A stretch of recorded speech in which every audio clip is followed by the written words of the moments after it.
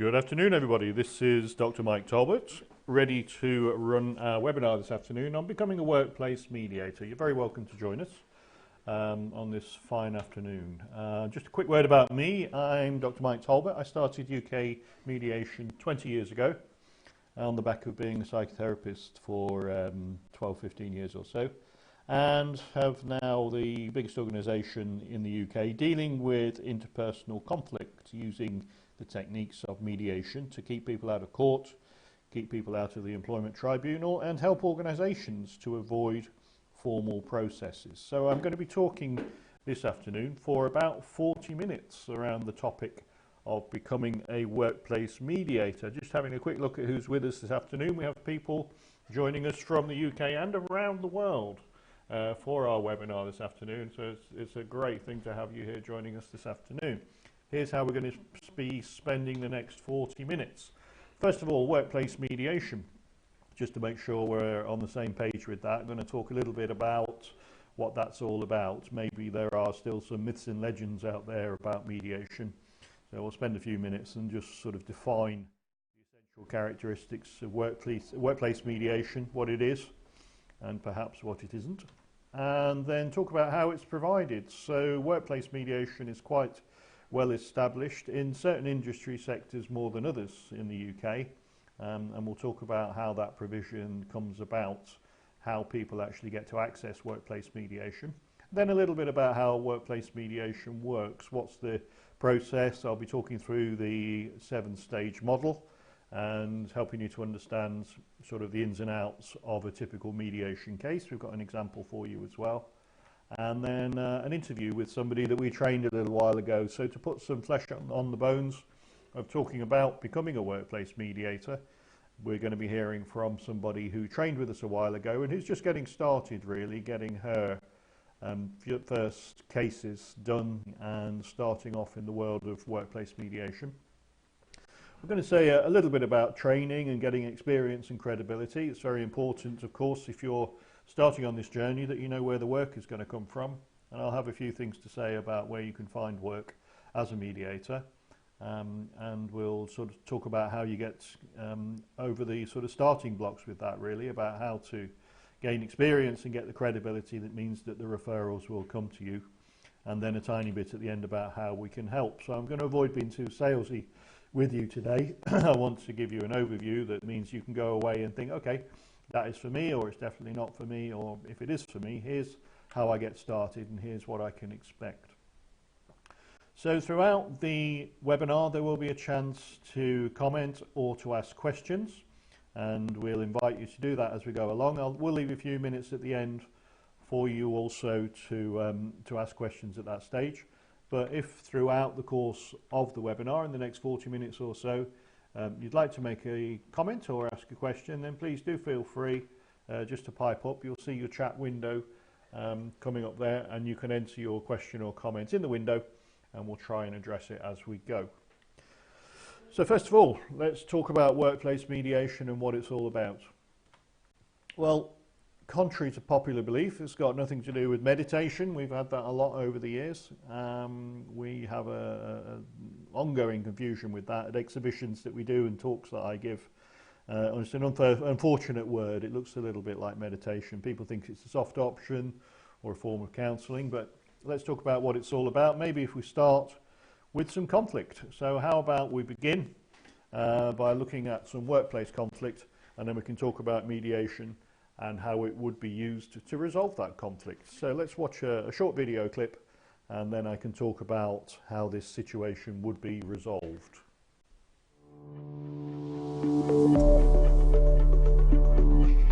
Sally and Heather work together in the accounts department of Connors Plumbing Supplies.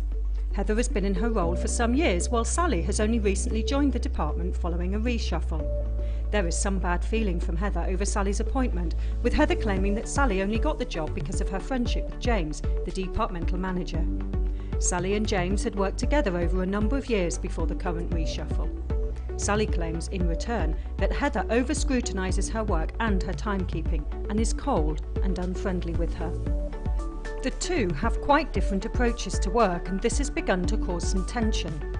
James has no issue with the two of them getting the job done, but has needed to speak to them separately about the importance of getting on together. They continue to rub each other up the wrong way, and there is often an atmosphere in the office. It is Tuesday morning, a few days before the deadline for an important report to be completed, and Sally is on the phone to her friend. Hi Liz, yeah, it's nice to talk to you. Yeah, I was just ringing to find out what time we're going to meet for the theatre on Tuesday. Yeah. We go for about 1:30. Perfect. Yeah, it'd be fantastic to see you then. Oh, actually, do you want to go for a coffee first? That would be great. Oh, for God's sake, it's not like it's even dinner time or anything. Yeah, 1:30, Liz. Yeah, that'll be absolutely fine. Okay. All right. Bye.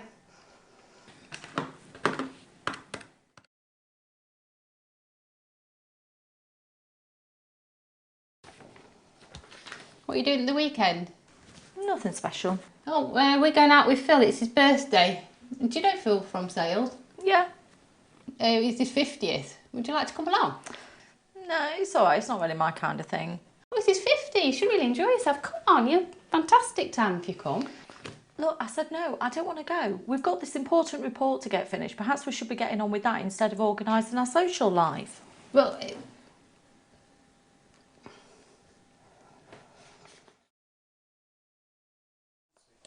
oh, has she had a second baby yet?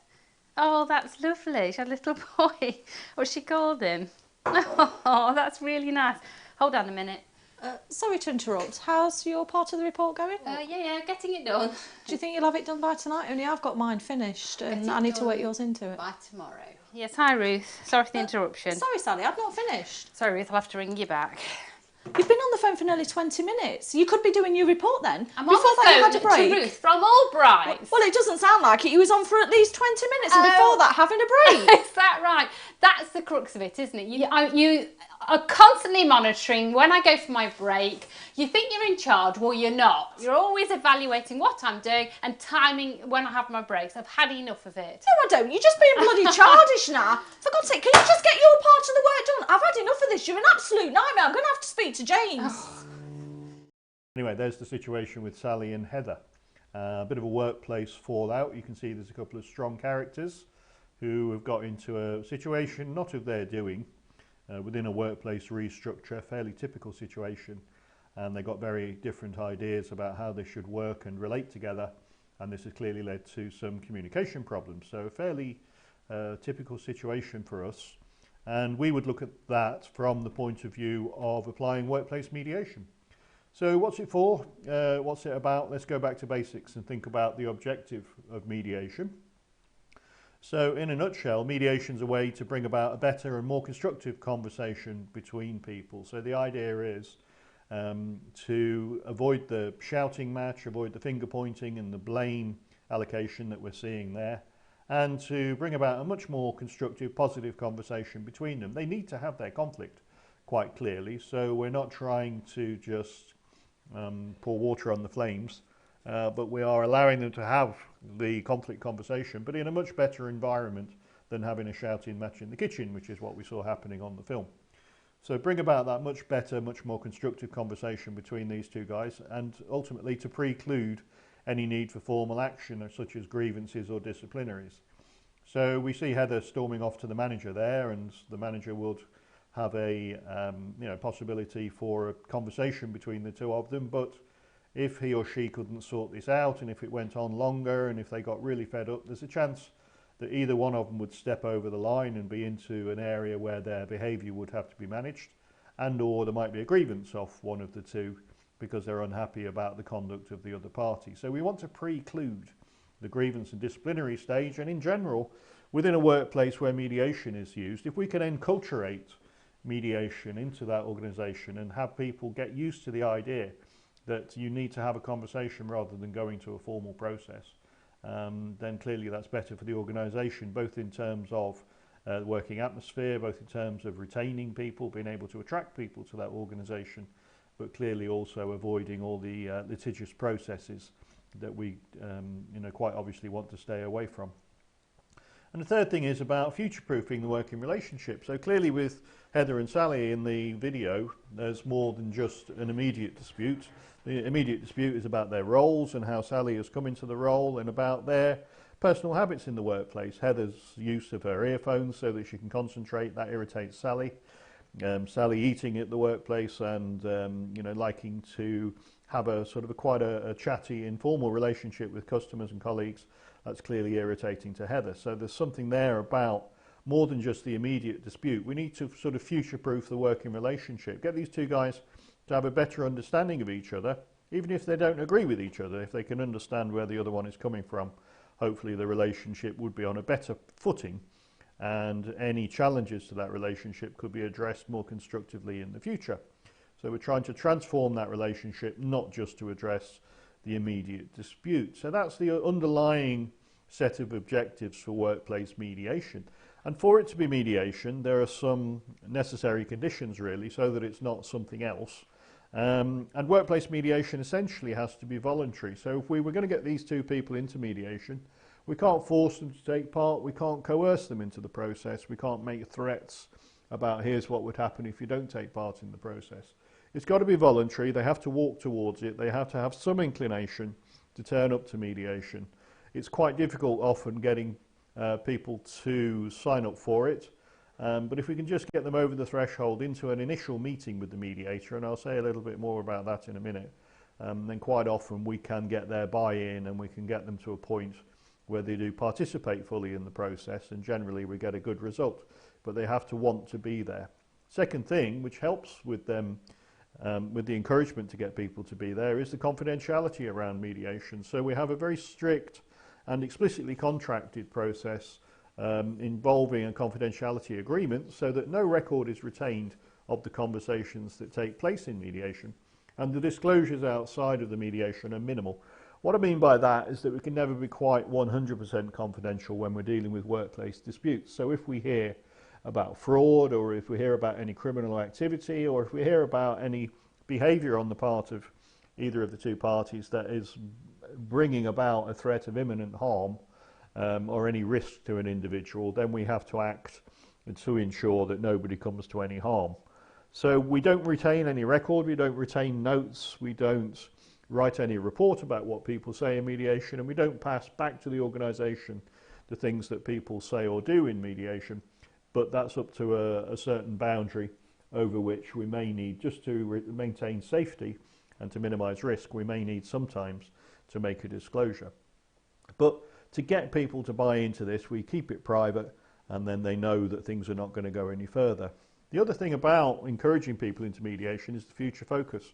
So an essential component of this kind of process is that we're dealing with the future and not the past. It's not a forensic process, it's not evidential. We're not trying to prove who was right or wrong, or whether something did or didn't happen.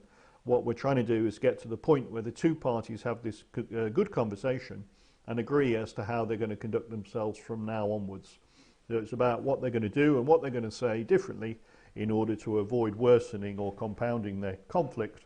And it's more to do with what we're going to do starting tomorrow, rather than their allegations and refutations about what may have happened up to this point. So when we put it together, thinking about the objectives of workplace mediation and looking at those three essential components, we've got something there which is quite unique, I think you'll agree. It's more than just an investigatory process, it's more than just a facilitated conversation, it's more than just management supervision where a manager would effectively arbitrate and where he or she would tell people what needs to happen. It's putting control of the outcome in the hands of the parties, it's looking at the relationship as well as what's alleged to have gone wrong, it's thinking about the future more than the past, and it's allowing them to volunteer for this process so that they can really put their shoulder behind it and make sure that any agreement or resolution that they do come up with is stuck to, and that they are committed to it. So that's what we've got. So let's think about, in practical terms, about how mediation can be provided. That's the product. Let's think about how people can access it in the workplace. Well, there's two things for that really, two ways that this can happen. The first one is where people have internal workplace mediators. So where people set up an internal panel, it's usually in larger organisations where we set up a panel of 10 or 12 mediators who take referrals through a case manager or coordinator or mediation champion within the organisation, and where the mediators are doing perhaps 5 or 6 cases a year, grievance type issues, allegations of bullying and harassment, low level perceptions of unfair treatment, conduct issues, breakdown in communication, all these kind of cases which can come to the internal mediators through a case manager or coordinator, and typically in an organisation of a few thousand employees they might be doing 5 or 6 cases a year. So clearly for this setup it needs to be a larger organisation, by which we would define, say, more than 500 employees. So typical clients of ours who have internal workplace mediation panels would be NHS trusts, local authorities, emergency services, universities, and much larger private sector organisations, to have your own internal workplace mediators. If it's a very small organisation, it's not as effective because there are problems around confidentiality and the perception of independence of the mediator. So in a very small organisation, everybody knows everybody basically. So it's hard to trust that a mediator, A, doesn't have any prior relationship with the parties, and B, is going to maintain that independence and confidentiality if they already know the people involved. The second way it can happen to get around all of those problems is to use external mediators. So you may draw in expert mediators from our organisation, for example, or there may be freelancers around who work across several organisations. They tend to be more experienced because if all you're doing is mediation, then you will clearly have more cases under your belt, more experience to draw on. And freelance mediators or expert mediators from an organisation such as ours are liable to be doing a large number of cases per year. In the case of the internal workplace mediators, who are doing fairly low numbers of cases, we encourage people, especially when you start out, to work in pairs, to buddy up with somebody, work in a co-mediating pair, whereas for more experienced mediators, they're often working alone, just a single mediator to deal with one-to-one workplace disputes. We can, of course, apply everything I've said to team disputes, and team mediation is something that we do a lot of. And our rule of thumb is that anything over 4 parties in a mediation, we use 2 mediators for, in spite of the fact that we're all very experienced mediators. It gets a little bit much to manage when you've got 5, 6 or 7 people in a mediation for just one mediator. So that's when we would use 2 mediators in any case. So let's just have a look at the comparison between those two. So internal workplace mediators, here's your panel of mediators waiting to be called upon. Referrals come through a case manager who might be somebody within the HR department, or in some places where we work, they're in the equalities unit, or it may be just a senior manager who's looking after things, passing referrals on to one or another panel members. So a mediator picks this up, working in pairs and doing half a dozen cases a year. Or, as I imagine people attending the webinar today, you might be thinking about setting yourself up as a freelance mediator. You might work across several organisations, include mediation perhaps in a portfolio of services that you offer, along, say, with, I don't know, coaching or counselling services or HR advice. You would gain more experience, more of a mediation expert, a larger number of cases per year. So that's how it might be provided, and let's have a think about how the process works. So this is something that we get asked a lot. Well, you know, what are the sort of the bare bones of mediation? I'm going to illustrate this with reference to a comic strip that we did for an exhibition recently. So a comic strip about mediation, just a different way of presenting our ideas.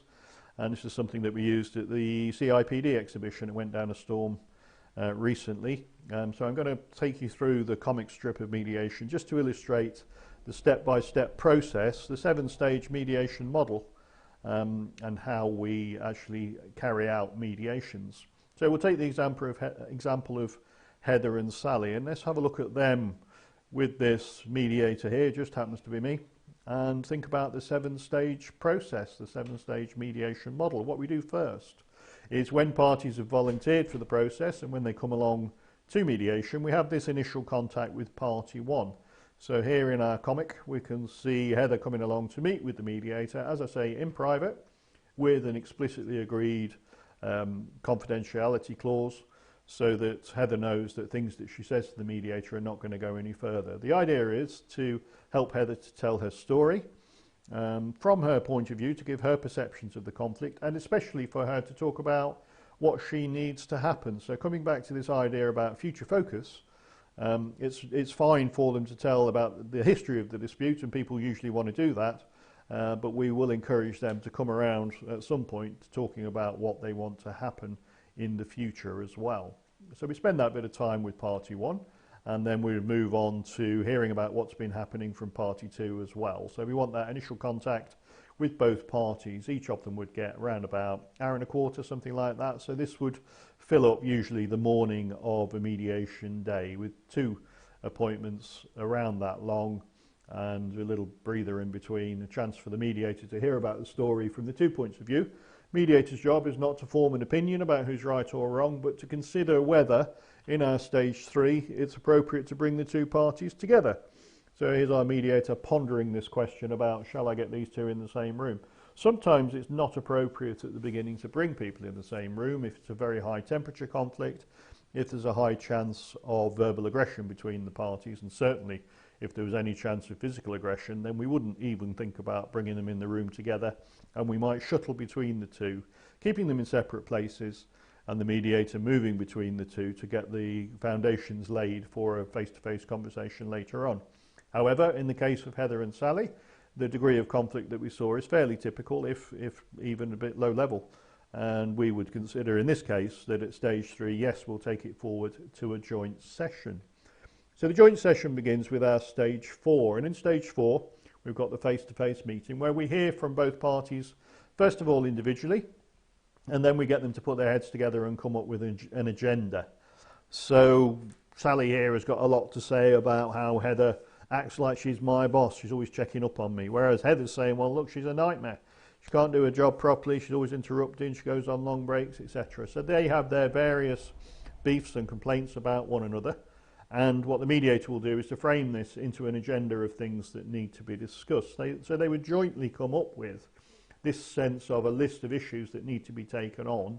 And what we say is that they start to turn their attention to the issues and put their heads together to try and resolve these issues, rather than banging their heads together to try and prove who's right and who's wrong. So that's our stage 4. This can take an hour or so, sometimes less, sometimes more. And after this, we move into our discussion phase, where we explore and work on the issues that the 2 parties bring. Clearly, it's going to be heated. Clearly, there will be strong emotion expressed. Clearly, there's going to be tears. Usually, the mediator has to use some of their skills and techniques to manage the disruptions between the 2 parties, making sure it's orderly and yet letting them have their argument. I think this is one way that we consider mediation to be a very effective process, is that effectively you're setting up the conditions for people to have a better argument. We don't want to sidestep the conflict. We don't want to pretend it's not there. It is there, and they need to have their offload and their discharge of their anger towards one another, really, in order that they can start to think straight, so that they can explore, work on the issues, and ultimately work up to the point in our stage 6 where they start to build an agreement. They will be encouraged to put their heads together and come up with novel ideas about what they can do to avoid repetition of the issues that have brought them into mediation in the first place. So Sally's suggesting she'll keep the volume of her voice down, maybe go away from the office to have some of her conversations. Heather's proposing that they have a weekly catch-up, so they know where each of them is up to with certain jobs, and so that Heather can be confident that things are getting done to her satisfaction and both of their satisfaction. And whatever goes in the agreement, that's their business. So they can agree that apples are pears or that up is down if they want to. It's not the mediator's job to tell them what they have to agree. So it's very much about the parties coming up with a solution, not the mediator. If it was the mediator doing it and acting as a manager, it would be more like arbitration. And that's where the independent third party tells people what they should be doing. So mediation, the 2 parties come up with the ideas for what they're going to do. We build the agreement, we write the agreement down if they're happy to do that. We get them to sign it, just symbolically to say this is what you've agreed and not something else. And then we can move into our sort of closure phase where the agreement gets written up and the 2 parties put their name to it, and we have this closure and follow-up. So it's important, especially with disputes that have gone on for a long time, for people to be followed up, and so that we can chase up and see whether the agreement has worked. We don't want to be doing non-stick agreements, only last for a day or two. So we want to get to the point where they have an agreement that will endure, an agreement that's going to last and future-proof and ensure that these problems can be avoided in the future. So that's how the mediation works. Let's talk about now sort of a journey, really. Somebody who's trained with us, somebody who has undertaken the training, who's got all of this in mind, is thinking about taking on the first of her mediation cases. We're going to turn now to a very brief interview with Sarah, who's kindly offered to do this for us, and talk about her early experiences in training with us, as it happens, and how she's gone about going out there and getting her first cases. So let's hear from Sarah. My name's Sarah Banks. I became an accredited mediator with UK Mediation in January 2019. I originally trained in work psychology and then for a number of years worked in talent management roles, focusing specifically on learning and development. So within that role I was often involved in delivering team effectiveness sessions, so getting involved when the team perhaps wasn't as working together as effectively as it could, and therefore became interested in interpersonal communication and specifically conflict. So when I became freelance in January 2019, I decided it would be a good idea to actually become an accredited mediator. I didn't really know of any mediation company, so I just started with a Google search and came up against UK Mediation, but I decided to complete my training with them because of the fact that it's the highest level accreditation in the UK, and also because Mike, who runs UK Mediation, I could see had a psychology background, and that also interested me. I completed my training in London and it was absolutely fantastic. It's quite intense. It's a 5-day programme, but lots and lots of opportunity to practice, put your skills into action, get feedback from the other people on the course and of course the course tutor, and really build your confidence in becoming a mediator. So one of the things that also attracted me to UK Mediation was the fact that they offer a lifetime support and supervision following completion of the course, and I found that I quite quickly used the opportunity to tap into the expertise from UK Mediation. So when I was dealing with my first case and I heard a bit about the background of the case, the first thing I did was set up an appointment with UK Mediation and talk through the case with one of the mediators there. Since completing my formal training in mediation, I have volunteered as a community mediator in London. I've spent time connecting with my peers, especially from the course. I've accessed the supervision services from UK Mediation, and I'm happy to say that I'm about to do my first workplace mediation this week, and I really, really can't wait. Right, thanks very much to Sarah there for telling us about her early experiences of training and planning to become a workplace mediator. And Sarah, I know since she made that video, she has actually had her first couple of cases in mediation, so best of luck to her. And again, thanks very much for her contributions to our webinar today. So let's have a think about the journey then. So something similar to the route that Sarah has taken in becoming a workplace mediator. And let's think about the essential components of that, really. Getting your training, gaining some experience and getting some credibility, especially if you're working as a freelancer, but to some extent if you're working as an in-house mediator as well.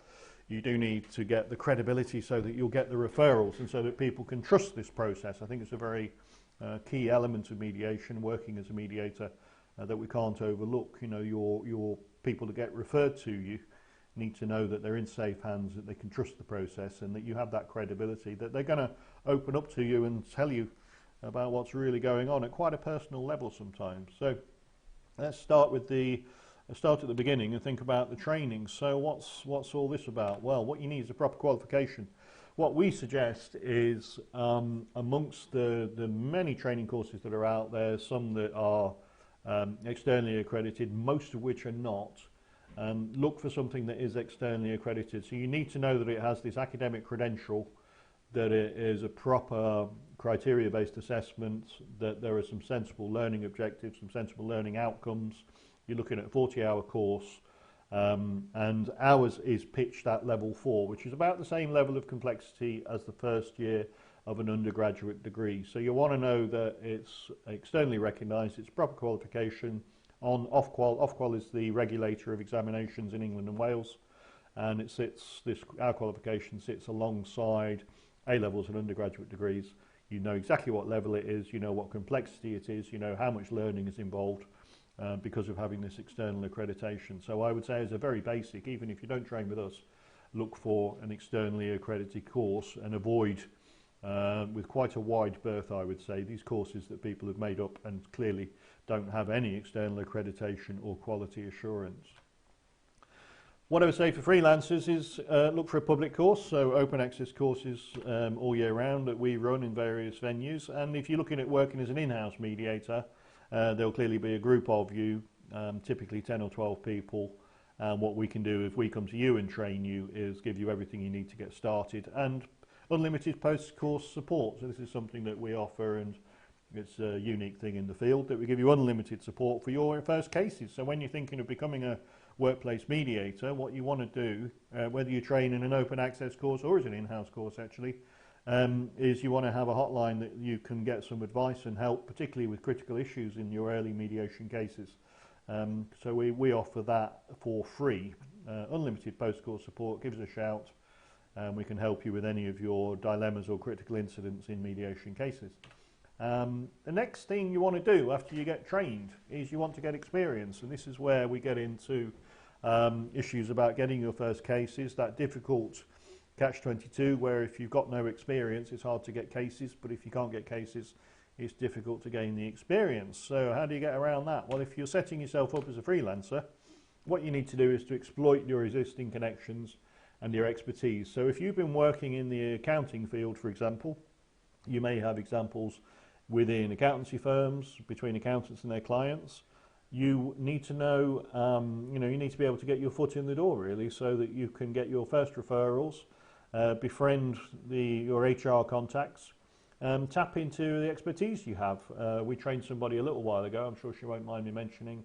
She worked in the publishing field. She can speak the language of publishing. She's got connections in publishing companies. She knows a lot of authors and copywriters. And she went around and did a bit of marketing, got on her bike as it were, and sought out cases within that particular industry sector. Because she can speak the language, because she's worked in that field, it gave her a head start really in getting her first few cases. The other thing that people can do is do a free case or two, and that individual I mentioned, she also did a couple of free cases. At some point you do need to start charging, of course, but if you can do your first one or two perhaps for free, just to prove and show people that it does actually work.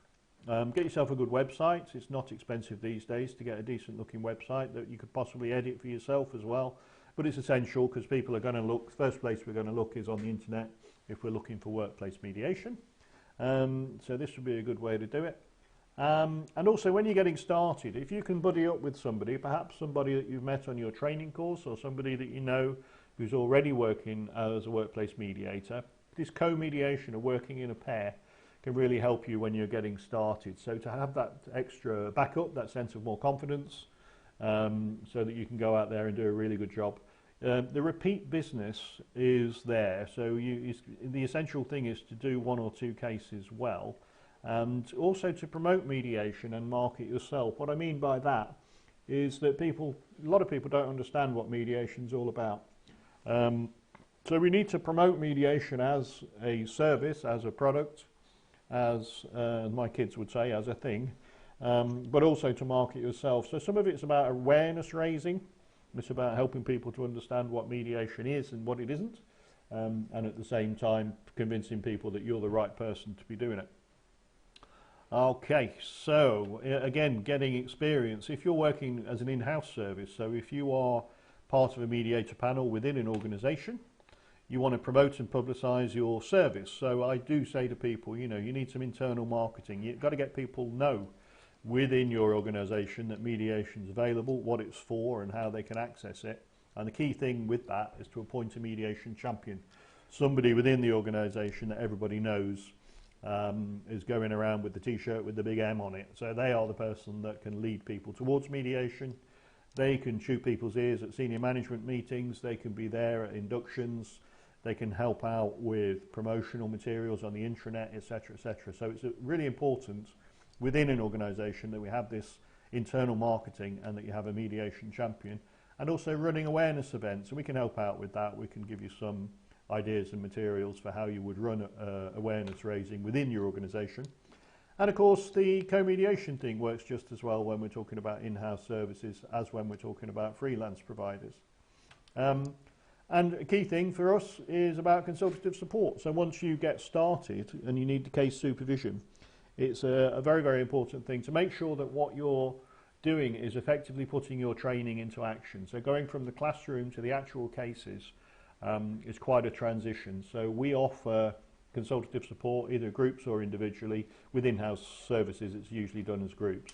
And we will come to you and you can present cases, we can discuss the cases, you can bounce off each other, learn from each other's experience, get some help from an expert to make sure that what you're offering is mediation and that you are doing the best you can with your cases, and especially with putting your training into practice. So these are key elements about getting your first few cases and gaining experience. Let's have a little look at this. So we've got a couple of questions here which I'll address now so that we don't get too big a queue at the end. I've got something about accreditation for workplace mediation. So the key thing is to get an accredited qualification from a reputable organisation, Claire, to answer your question. There's quite a few bodies have set themselves up out there intending to sort of accredit or quality assure mediators. I just look very carefully at who these bodies are. What I would say is that, work to industry standards. I would suggest that you go, even if you don't come to us, go to a company that's got a recognised quality standard like ISO 9001, get a qualification that's externally accredited, needs to be externally accredited through someone that's actually puts qualifications onto Ofqual's register. And I think then you've got a portable qualification, you've got credibility for your training that is recognised very, very broadly. I'll just take one more, which is from Vicky. Vicky, thank you very much.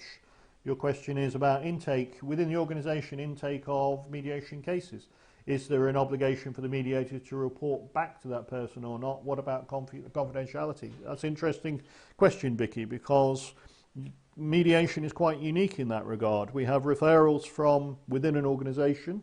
So somebody would approach the mediation case manager within your organisation.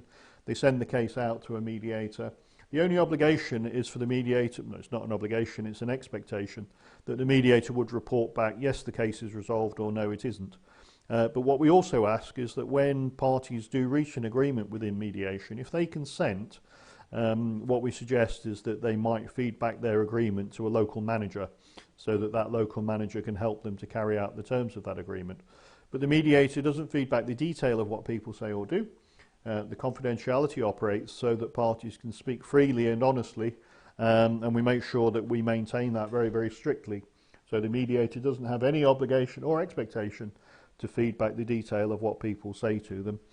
It's sometimes a tricky thing for folks to get used to, but it's extremely important if it's going to be mediation at all, and if it's going to work and have the credibility I'm talking about, that we maintain that confidentiality. So thanks very much for that question. From Vicky, and just one more quick one before I move on. Lucy says, what kind of character or temperament would you say makes a good mediator? Well, that's interesting. So I think the key things are good capacity for empathy, about being able to put yourself into people's shoes, being able to work with a diverse range of clients, and being able to put yourself into a position where you can imagine what people's experience must be. So think back to the film we saw about Heather and Sally. Can you imagine how it is for Heather to have a colleague who behaves in the way Sally does? Can you imagine how it is for Sally to have a colleague who behaves in the way that Heather does? Can you see and understand why both of them would be frustrated and shouty? And I think that capacity for empathy, being able to understand and temporarily put yourself in the shoes of people and get their experience, that's a key thing for mediators. I think patience is a key thing. Quite often to a removed third party with an objective view of the situation, the things that people fall out about can seem a bit trivial. When you're involved in it, it's far from trivial. It takes over your life. But having that capacity to remain objective and to remain patient, I think these are key principles of or key attributes of a good mediator. And I guess the third one, if I had to keep it to three, is about being a really good listener, an active, genuine active listener, not somebody who's just waiting for the other guy to finish so that you can say your bit, but being able to really listen hard to people and understand their perspectives and understand what's going on for them.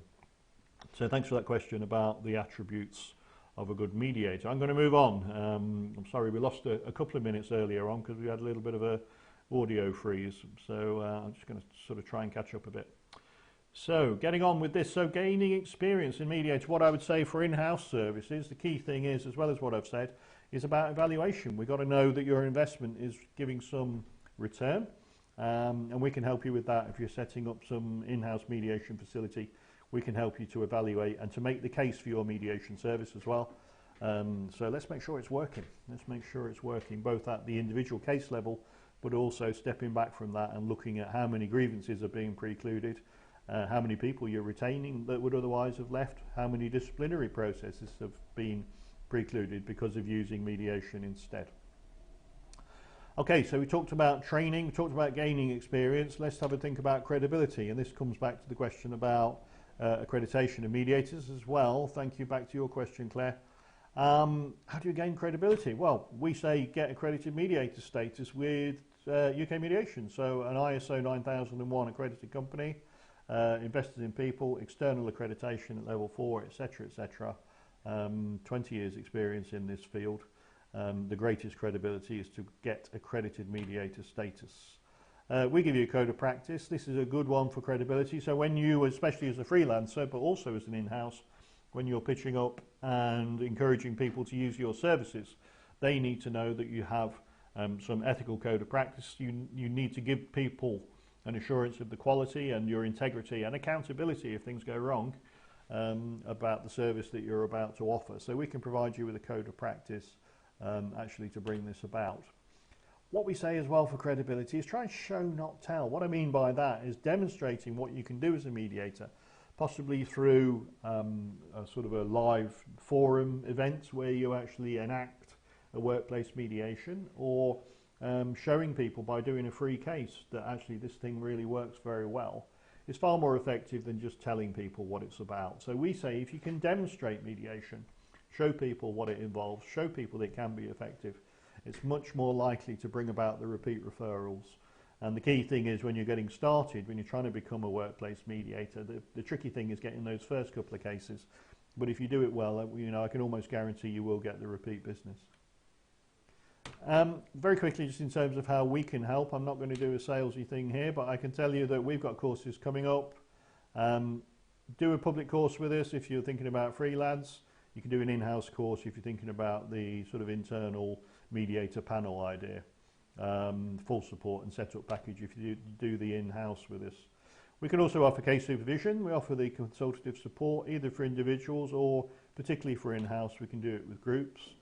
And we also do forum theatre style mock-up mediation cases various places around the country. You can find out about all of this on our website under events. So that's as salesy as I'm going to be today given the time. Okay, so hopefully that's given you a bit of an idea about workplace mediation and how you might become a workplace mediator. Key thing that we get asked, as well as the questions we've had today, you know, is how do I get work? How do I get started? Now, hopefully I've given you a few pointers there about, think about where your niche is. Think about your specialty. If you've been working in furniture manufacturer for 20 years and now you're wanting to set up as a mediator, why don't you go out and look at the contacts that you've got through the furniture manufacture industry.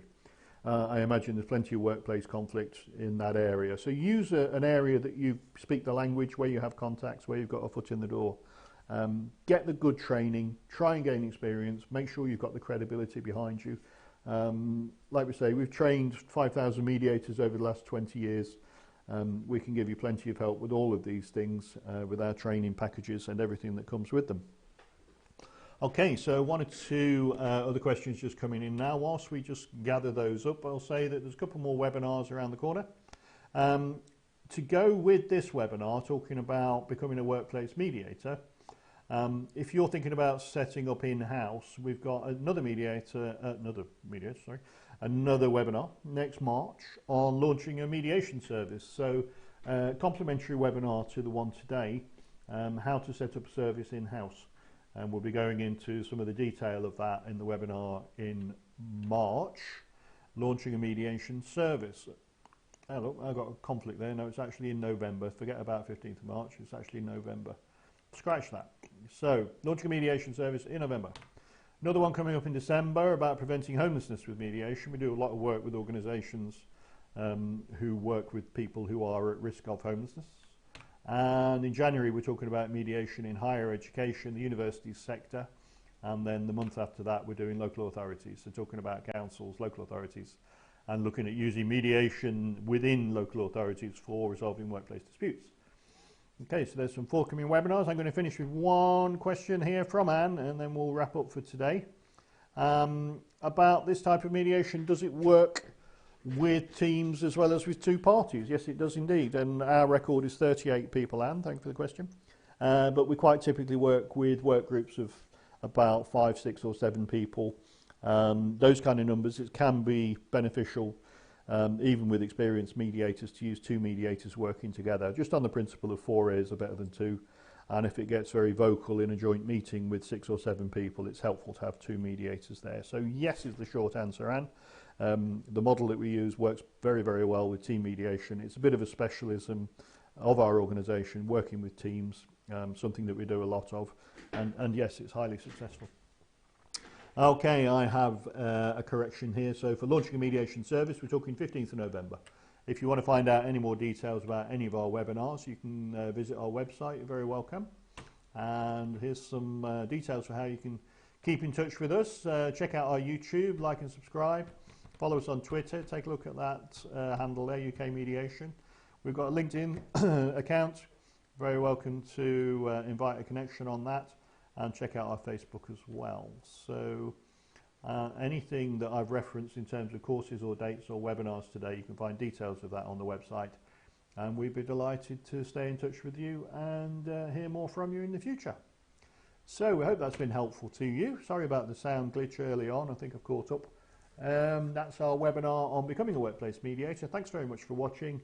Do have a good weekend. This is Dr. Mike Talbot, and we'll see you next time.